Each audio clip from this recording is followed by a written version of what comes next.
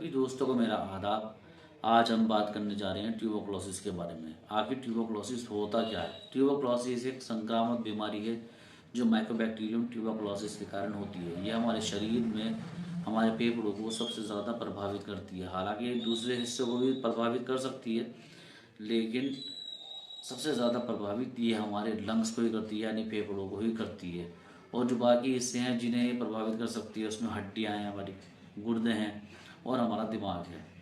सबसे पहली बात, अगर किसी व्यक्ति को ये लगे कि हाँ मुझे ट्यूबरकुलोसिस के लक्षण आ रहे हैं, तो उसको क्या क्या लक्षण आएंगे। लगातार 2 सप्ताह तक उसे खांसी रहेगी, खांसी में खून आना शुरू हो जाएगा, बुखार उसे लगातार रहने लगेगा, उसका वज़न कम होने लगेगा, उसे भूख कम लगेगी, यहाँ तक कि उसको ठंडे ठंडे पसीने भी आने लगेंगे।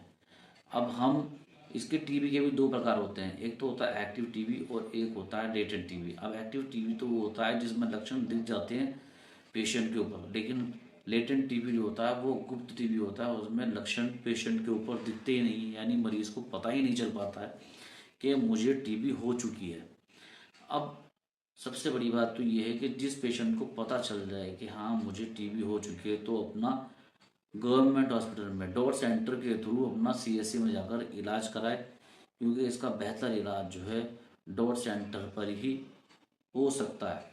दूसरी बात, अगर किसी व्यक्ति को ट्यूबरकुलोसिस के लक्षण आ जाएं, तो वो सबसे पहला तो ख्याल ये रखे कि घर में या बाहर किसी को ये बीमारी ना फैले। तो वो पहली बात तो आपको अपने आप को आइसोलेट करके रखे। दूसरा, अगर कहीं बाहर जाए तो अपने मुंह पर मास्क लगा के रखे। घर वगैरह में अपने जो खाने पीने के बर्तन हैं उन्हें भी अलग करके रखें, ताकि घर में भी ये बीमारी ना फैले।